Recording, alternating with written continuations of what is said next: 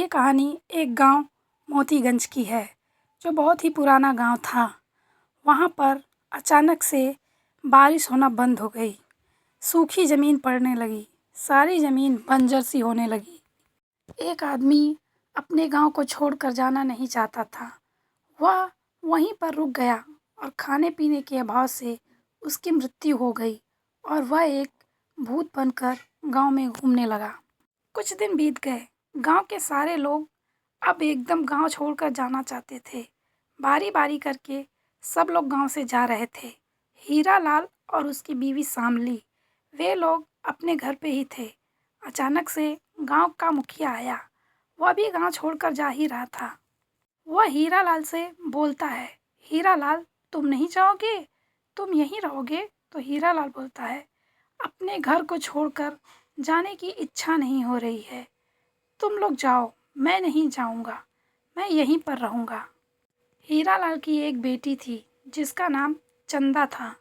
मुखिया की बेटी चंदा से बोलती है, चंदा दीदी चलो ना, तुम भी हमारे साथ चलो, तुम्हें छोड़कर जाने का दिल नहीं कर रहा है। पर चंदा रोती हुई घर के अंदर चली जाती है। जब हीरा लाल जाने से मना कर देता है तो मुखिया अपनी बेटी को लेकर चला जाता है। करीब करीब गांव के सारे लोग चले गए थे। सिर्फ हीरा लाल और उसकी बेटी और उसकी पत्नी गांव में रह गए थे। हीरा लाल की पत्नी अपने खाने का पूरा सामान देखती है और बताती है कि सिर्फ इसमें 3 दिन का ही सामान बचा है। हम सिर्फ 3 दिन तक ही खाना खा पाएंगे, उसके बाद हमारे पास कुछ नहीं बचेगा। चंदा यह बात सुन रही थी। रात हो जाती है। जब सब लोग सो जाते हैं तो चंदा उठकर बैठती है। वह सोचती है कि अगर मैं नहीं रहूँगी तो मेरे माँ बाप 2 दिन से ज़्यादा और खाना खा पाएंगे। इसलिए वह रात को ही घर से निकल जाती है।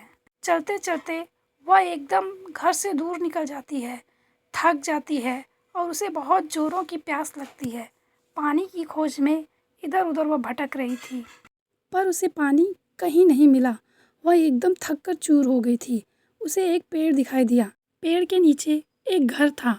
घर बहुत ही वीराना सा था। वह सोचती है कि यह किसी का घर है, कोई इसमें रहता है। वह उस घर के पास जाती है, दरवाज़ा खटखटाती है, आवाज़ लगाती है, कोई है, थोड़ा पानी पिला दो।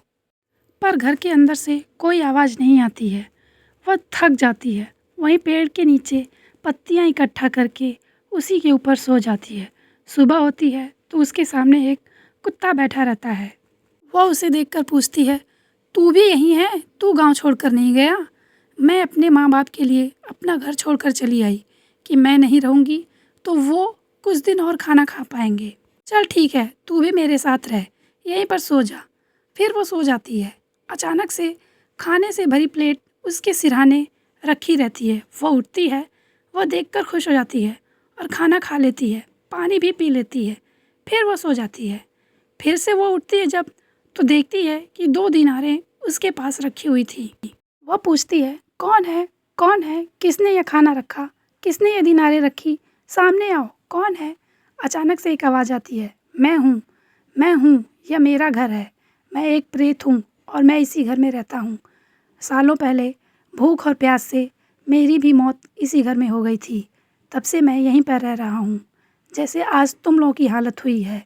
मैं तुमसे एक वादा चाहता हूँ। वह बोलती है, कैसा वादा? उसने बोला, मैं तुम्हें बहुत सारी दिनारें दूँगा। इस पेड़ के नीचे मैंने बहुत सारी दिनारें रखी हुई हैं, वो सब मैं तुम्हें दे दूँगा क्योंकि तुम एक सच्ची लड़की हो।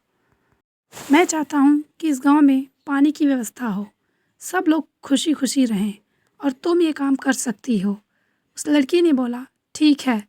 उसने उसे सारी दिनारें दे दी। वह लड़की गांव के सारे लोगों को इकट्ठा करके लाई। उसने सबको यह बात बताई।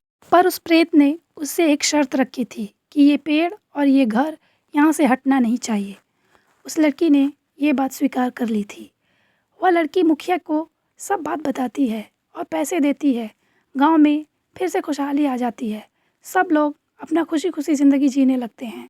एक दिन सब लोग बैठकर बात कर रहे थे। गांव का मुखिया भी बैठा था। उसके दिमाग में यही चल रहा था कि आखिर चंदा ने यह पेड़ और घर क्यों नहीं हटाने को बोला। वह यही सोच रहा था कि आखिर क्या वजह हो सकती है। उसने सबको कहा कि तुम लोग इस घर को गिरा दो और इस पेड़ को काट दो। सब लोगों ने बोला पर चंदा ने मना किया ऐसा करने से। तो मुखिया बोला, इस गांव का मुखिया मैं हूँ, अगर तुम लोग मेरी बात नहीं सुनोगे तो बहुत बुरा होगा। मुखिया की बात सुनकर सब लोग पेड़ काटने लगते हैं।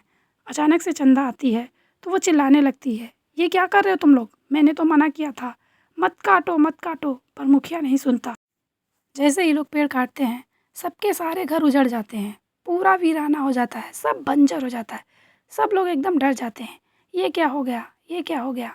अचानक से प्रेत सबके सामने आ जाता है और वह सबको बताता है, चंदा एक ईमानदार लड़की थी और तुम लोगों ने उसकी बात नहीं मानी, इसलिए अब इस गांव में सिर्फ चंदा और उसका परिवार रहेगा और कोई नहीं रह सकता। उन लोगों को किसी चीज़ की कमी नहीं होगी। अब तुम लोग यहाँ से चले जाओ, नहीं तो मैं तुम लोगों को मार डालूँगा। चंदा का परिवार खुशी खुशी ज़िंदगी जीने लगता है। कहानी ख़त्म हो जाती है। कहानी अच्छी लगी हो तो वीडियो को लाइक, कमेंट और